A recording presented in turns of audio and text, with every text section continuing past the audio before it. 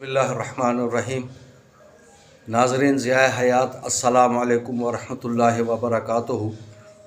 اسلام ایک مکمل ضابطہ حیات ہے اور اس ضابطہ حیات کے ہونے کے نتیجے میں اسلام میں کوئی زندگی کا پہلو، دنیا اور آخرت کا کوئی ایسا پہلو نہیں ہے کہ جو اس نے خالی چھوڑا ہو۔ ہر پہلو پر ہر لمحے اسلام ہماری رہنمائی کرتا ہے۔ یہ اور بات ہے کہ ہم اسی اسلام کو دوسروں کے ذریعے حاصل کرنے کی کوشش کرتے ہیں۔ اسی حوالے سے آج جو میرے ویلاگ کا موضوع ہے وہ ہے پڑوسیوں کے حقوق۔ تو پڑوسیوں کے جو حقوق ہیں وہ تقریباً 11 ہیں، وہ میں آج کی ویڈیو میں بیان کروں گا۔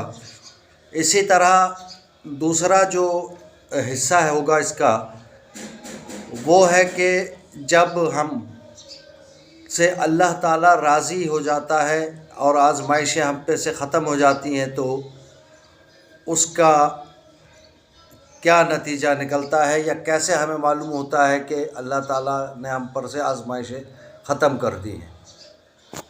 تو جو اسلام نے حقوق پڑوسیوں کو دیے ہیں وہ شاید کسی اور کو وہ حقوق حاصل نہیں۔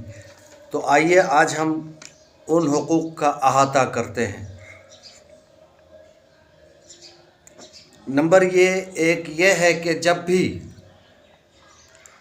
پڑوسی کو کسی بھی قسم کی مدد کی ضرورت ہو تو حتی الامکان ان کی ضرورت جو ہے پوری کرنے چاہیے جتنا ممکن ہو سکے۔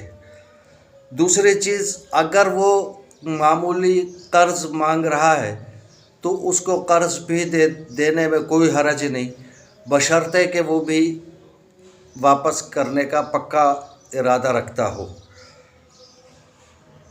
تیسرا یہ ہے کہ غریب ہو تو اس کا ہر طرح سے خیال رکھا جائے۔ بیمار ہو تو اس کی نہ صرف عیادت کی جائے بلکہ اس کی ضرورتوں کا بھی خیال رکھا جائے اور اس کے لیے جو کچھ ممکن ہو سکے وہ کیا جائے، یعنی مالی اور دیگر ذرائع سے جو مدد ہو سکتی ہے وہ بھی اس کی جائے۔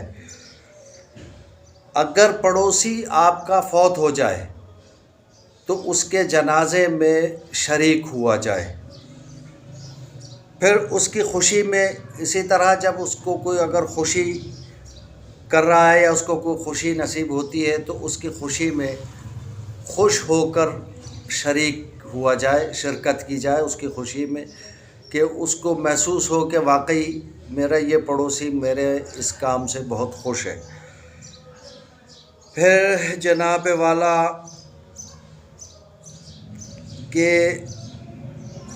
اگر اس کے اوپر کوئی مصیبت آتی ہے کسی پڑوسی پر آپ کے، تو آپ اس کی پڑوسی کے مصیبت میں بھی برابر کے شریک ہوں، اس سے ہمدردی کا جذبہ رکھیں، اس کی اگر کوئی مدد کر سکتے ہیں تو وہ مدد کریں۔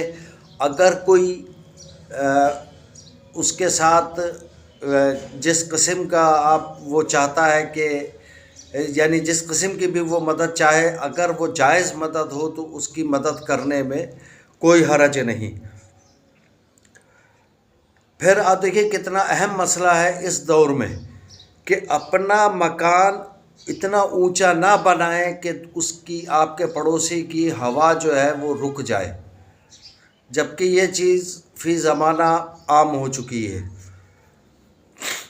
کم از کم دوسرے پڑوسی کی ہوا کا اور اس کے دیگر معاملات کا خیال رکھا جائے۔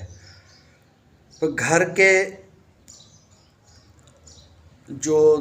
گھر میں جو دھواں وغیرہ اگر کوئی کام ہوتا ہے، کیونکہ اس زمانے میں تو یعنی دھوئیں کا کام ہوتا تھا کھانا پکانے میں، تو اس کا احتیاط فی زمانہ میں اور پھر دیکھیے حضور کی ایک حدیث ہے کہ اگر آپ کے گھر میں کوئی اچھا سالن پکا ہو تو اتنا اس کے اندر پانی ضرور ڈالیں کہ وہ کسی غریب پڑوسی کے کام آ سکے، اس میں سے اس کو حصہ دیا جا سکے۔ پھر دوسری چیز یہ ہے کہ اگر آپ کا پڑوسی غریب ہے اور آپ کو اللہ تعالیٰ نے اتنا دیا ہے تو آپ اگر اس قابل ہیں تو اول تو اپنے کچھ جو بھی اچھی چیز کھائے تو اس میں سے اس کو دیں.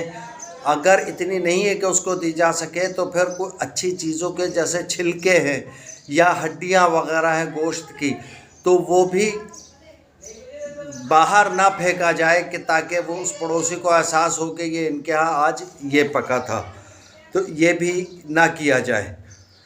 دوسری چیز یہ ہے کہ چھت پر اس طریقے سے نہ چڑھا جائے کہ اس شخص کی بے پردگی ہو. اب ہم آتے ہیں جناب والا کہ جب اللہ تعالیٰ مشکلات سے اور آزمائشوں سے نجات دیتا ہے تو کیا محسوس ہوتا ہے. وہ محسوس یہ ہے کہ وہ یہ محسوس یہ ہوتا ہے کہ دل میں سکون اور خوشی محسوس ہوتی ہے.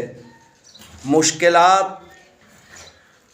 ختم ہونا شروع ہو جاتی ہیں، آہستہ آہستہ زندگی میں آسانیاں پیدا ہونا شروع ہو جاتی ہیں اور اللہ کی رحمت کے سائے بڑھتے ہوئے نظر آتے ہیں. پھر اللہ پر بھروسہ اور ایمان حد سے زیادہ مضبوط ہوتا ہے. اچھے اور نیک لوگ اس شخص کے قریب آنا شروع ہو جاتے ہیں جو کہ اس کی اصلاح کے باعث بنتے ہیں یا اس کی مشکلات میں مدد کا باعث بنتے ہیں. تو یہ چند چیزیں تھیں جو کہ میں نے آج کے موضوع منتخب کیا تھا آپ کی خدمت کے لیے. امید ہے کہ آپ کو آج کا یہ موضوع پسند آیا ہوگا. اگر آپ کو آج کا یہ موضوع اچھا لگا ہو تو جتنا ممکن ہو سکے میرے چینل ضیاء حیات کو سبسکرائب کریں اور زیادہ سے زیادہ شیئر کریں. لائک اور کمنٹ کا بٹن ضرور دبائیں اور بیل آئیکن کے گھنٹی والا بٹن جو ہے وہ پریس کریں تاکہ ہر نئی آنے والی ویڈیو کی اطلاع آپ تک بآسانی پہنچ سکے. جزاکم اللہ خیرا. والسلام علیکم ورحمۃ اللہ وبرکاتہ.